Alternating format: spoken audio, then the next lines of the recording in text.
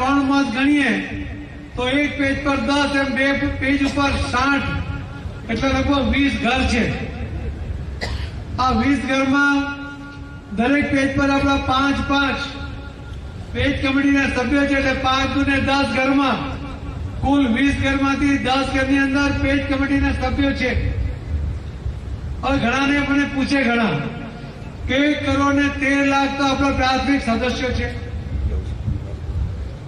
છે ને 74 લાખ વેરીફાઈડ આપણા પેજ કમિટીના સભ્યો છે। તો આ બેમાં ફરક શું છે? પ્રાથમિક સદસ્ય હું બની શકું, મારી પત્ની, મારો દીકરો, એની પત્ની, ઘરમાં જેટલા હોય 18 વર્ષથી ઉપરના બધા પ્રાથમિક સદસ્ય બની શકે, પણ પેજ કમિટી એક ઘરમાં ફક્ત એક વ્યક્તિ બની શકે। તેનો મતલબ એવો છે કે 74 લાખ ઘરોની અંદર આપણો એક કાર્યકર્તા બેઠો છે। સમજ્યા કે નહીં? તમારે બૂથના પ્રમુખે આ કમિટીને આ એક પેજના 5 એટલે 10 લોકોના ઘરે એનો સંપર્ક કરવાનો છે। બીજા 10 ઘર છે કે જ્યાં આપણો સભ્ય નથી એના ઘરનો પણ સંપર્ક તમારે કરવાનો છે। એ જયારે સંપર્ક કરો ત્યારે તમારે પહેલો પ્રશ્ન પેજ કમિટીને કેવું છે કે તમે પેજ કમિટીના સભ્ય છો, તમને યાદ છે? પેલો કે મને યાદ છે, ગયા વખતે મેં તમારા ઘરનું મતદાન કરાવ્યું, મારા પેજ પરના લોકોને પણ મેં મતદાન કરાવ્યું હતું। પછી એનો બીજો પ્રશ્ન પૂછ્યો કે તમારા ઘરમાં કોઈ વડીલ છે? અને ત્યાં એના ઘરમાં ન હોય ને આજુબાજુમાં હોય તો એના ઘરે જઈને વડીલ વંદના કરી આવજો। તમે કરી હશે, મહિલા મોરચાએ ખૂબ સારું કામ એમાં કર્યું છે, પણ ફરી એમને નમન કરીને વંદન કરીને એમને પૂછ્યો કે જો તમારી ઉંમર 85 થી વધારે હોય અને તમે મતદાન મથક પર મતદાન કરવા જવા માટે અસમર્થ હોય તો હું કલેક્ટરશ્રીને કહીશ, એને જાણ કરીશું, અધિકારી તમારા ઘરે આવીને તમારું મતદાન કરાવી શકશે। એ જ રીતે તમે પૂછ્યો કે વિસ્તારમાં તમારા ઘરમાં આવું નહીં પૂછતા, આ વિસ્તારમાં કોઈ દિવ્યાંગ ભાઈ બહેન રહે છે? અને જો કોઈ હોય તો એને પણ મળજો। એમને કહેજો કે તમારી પાસે સિવિલ હોસ્પિટલનું 40% વધારે દિવ્યાંગ હોય એવું સર્ટિફિકેટ જો હોય તો તમે જો મતદાન મથક પર જઈ શકવા માટે અસમર્થ છો, જઈ શકતા નથી, તો તમારા ઘરે પણ કલેક્ટરશ્રી અધિકારી મોકલશે અને તમારા ઘરે જ તમારું મતદાન કરાવશે। આ જે નામ હોય વડીલ વંદનાનું કે દિવ્યાંગોનું, આ બંને જે મતદાન માટે મોકલવાનું હોય એનું નામ તમારે જિલ્લા પ્રમુખોને તમારા 4 છે ને 4 માંથી અથવા પ્રભારીને આપજો, એ બધાને આપી દેશે। કલેક્ટર એની વ્યવસ્થા કરશે। તમારા કહેવાથી આ વ્યવસ્થા થાય તો આ વડીલ અને દિવ્યાંગ ભાઈ બહેન કોને મત આપશે? આટલો સીધો સાદો સવાલ। તમે મતદાન કરાવો, તમે વ્યવસ્થા કરાવો તો તમને મત આપે કે નહીં? ભાજપના કાર્યકર્તા તરીકે તમે મતદાન કરો તો મત ભાજપને મળે કે નહીં? મળવો જોઈએ કે નહીં? એની સાથે ચોથો પ્રશ્ન પૂછ્યો, તમારી પાસે લિસ્ટમાં પણ હશે કે આ 20 ઘરની અંદર કોણ લાભાર્થી છે, એમને કયા કયા લાભ મળ્યા છે। આપણા પેજ કમિટીમાંથી પણ કોઈને કોઈ લાભાર્થી હોઈ શકે, એ સિવાય પણ હોઈ શકે। એના ઘરે જાઓ, એને મળો, તમને પાણી પીવડાવશે। ત્યારે એને પૂછો કે તમે ઘર તો બહુ સરસ બનાવ્યું, તો તમે આ મોદી સાહેબની યોજનાનો લાભ લીધો કે નહીં? એ કહેશે હા લીધો, એટલે તો હું સરસ મકાન બનાવી શક્યો। તમને ચાનો આગ્રહ કરશે, એ બેન તમને આવીને ચાનો કપ આપે, ત્યારે બેનને પૂછ્યો કે બેન તમે હમણાં ચા બનાવીને ગેસ પર, આ ગેસ તો મોદી સાહેબે આપ્યો એવું લાગે છે? તો બેન તરત કહેશે હા મોદી સાહેબે તો આપ્યો છે। તમે એમ કહેશો કે તમારા ઘરમાં હમણાં થોડા ટાઈમ પહેલા કોઈ વડીલનું ઓપરેશન થયું હતું? કે હા થયું હતું, બહુ જ ખર્ચ આવ્યો છે એવું પૂછ્યો? તે કહેશે 5 લાખનો ખર્ચ થયો, પણ મોદી છે ને તો ક્યાં ચિંતા છે? આયુષ્યમાન કાર્ડ હતું, મોદી સાહેબના આયુષ્યમાન કાર્ડમાંથી આપણા આદરણીય મુખ્યમંત્રી શ્રી ભૂપેન્દ્રભાઈ પટેલ એમના વધારાના 5 લાખ એમ 10 લાખમાંથી તમે દરેક જણ જ્યારે જરૂર પડે ત્યારે સારવાર કરાવી શકો એની વ્યવસ્થા મોદી સાહેબે કરી છે. દુનિયામાં સૌથી મોટી યોજના અને ભારતની અંદર 50 કરોડથી વધુ લોકોને સ્પર્શતી આ યોજના. આ દેશમાં 4 કરોડથી વધુ લોકોને મોદી સાહેબે પોતાના ઘરનું ઘર આપ્યું છે.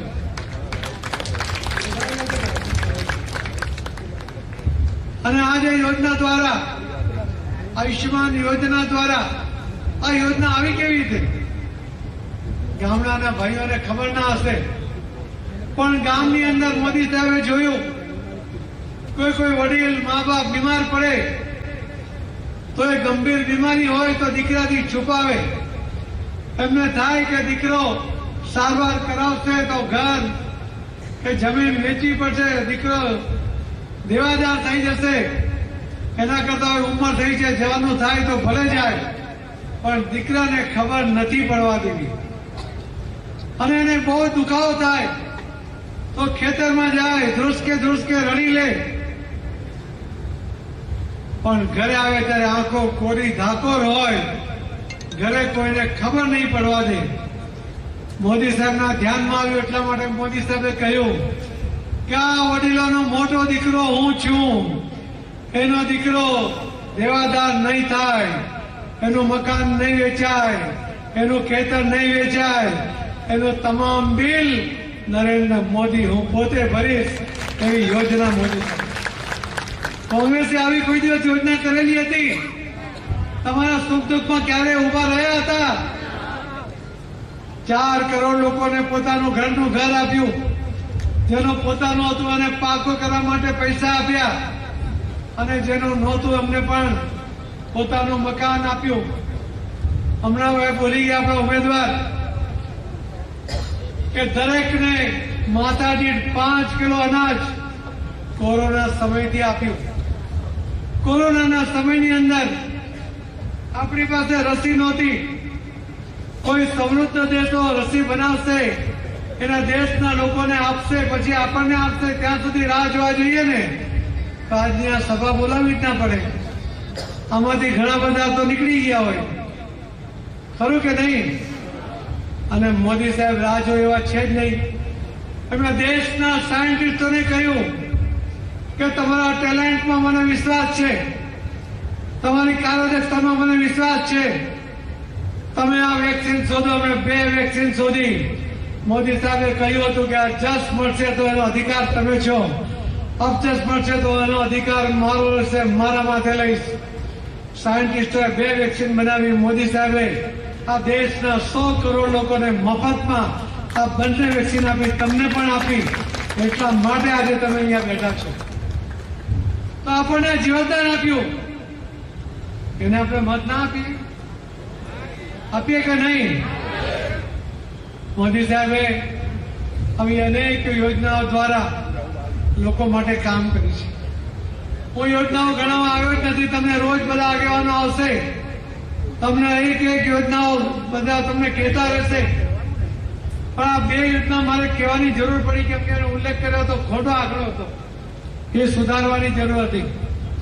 પણ મેં જે તમને કહ્યું છે ને કે બૂથ પ્રમુખના નેતૃત્વમાં કાલ સવારથી તમારું કામ શરૂ થાય.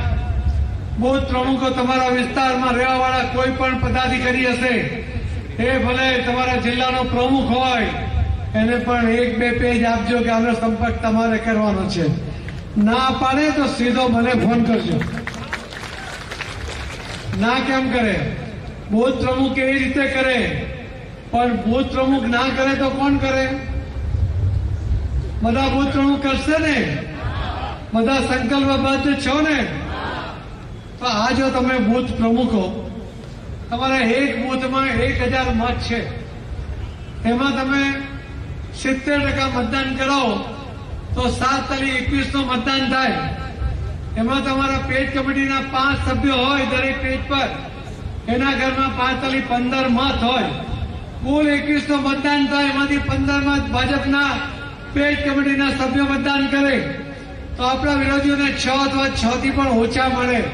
માની લે કે 6 મળે, 15 માંથી 6 બાદ કરીએ તો 9 વોટની લીડ તમને એક પેજ પર મળે. તમારી પાસે 300 પેજ છે એક બુથની અંદર, 30 પેજ છે એક બુથની અંદર. આ 30 ગુણ્યા 9 કરીએ તો 270 ની લીડ તમને એક બૂથની અંદર મળે. 270 ને આપણે એવરેજ 300 ની પકડીએ, એમાં તમારા વિધાનસભામાં 300 બૂથ છે, એ દરેકમાં 300 ની લીડ મળે તો 90,000 ની લીડ એક વિધાનસભામાં મળે. ગુણ્યા 7 વિધાનસભા એટલે કેટલા થયા? 6,30,000 આ લીડ તમને મળી શકે. કરવું તમારે પડે ભાઈ. આટલું કરજો.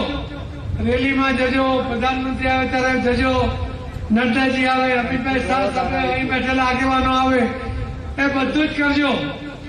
પણ તમે 20 ઘરનો સંપર્ક કરવાનો હોય 2 પેજ પર, એક ઘરમાં 10 મિનિટ જવું પડે તો 200 મિનિટ થાય, એટલે કે 3.5-4 કલાક થાય.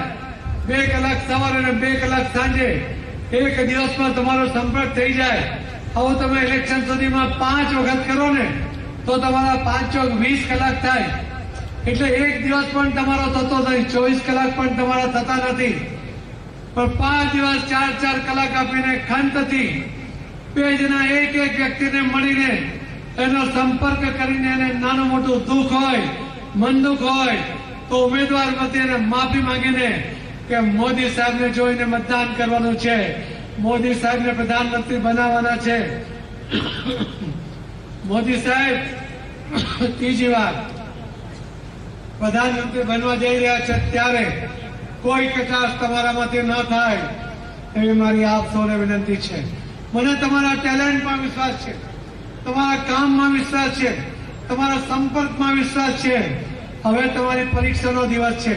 તમારા ભરોસે હું કહેતો આવ્યો છું કે 5 લાખથી વધુ મતથી અમે 26 સીટ જીતીશું અને આ છોટા ઉદેપુરની સીટ 6,30,000 મતે જીતીશું. થઈ જશે કે નહીં? પાકું ને?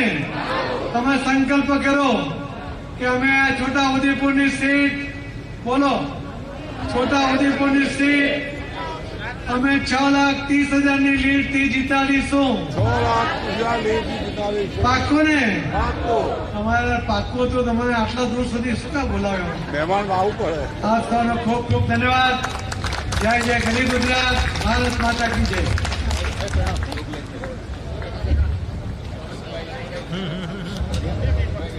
હજી આપણો કાર્યક્રમ ચાલુ જ છે. મહેરબાની કરીને કાર્યકર્તા ભાઈ બહેનો ઉભા ના થાય. ભારતીય જનતા પાર્ટીમાં આજ રોજ પ્રકાશભાઈ નટવરભાઈ રાઠવા, સરપંચ અને તાલુકા કોંગ્રેસ મહામંત્રી અશોકભાઈ સનુભાઈ રાઠવા, પૂર્વ તાલુકા પંચાયત સભ્ય, ભારતીય જનતા પાર્ટીમાં આજ રોજ જોડાયા છે. એમને ખૂબ ખૂબ અભિનંદન. આપણે એમને દૂધમાં સાકર ભળે એમ ભેળવી લઈને મોદી સાહેબના વિકાસના કામે લગાડવાના છે. આ બધા જ મિત્રોને ખૂબ ખૂબ અભિનંદન. આપણે શાંતિથી બેસીશું. પાછળ જે મિત્રો ઉભા થયા છે 5 જ મિનિટમાં આપણો કાર્યક્રમ પૂરો થશે.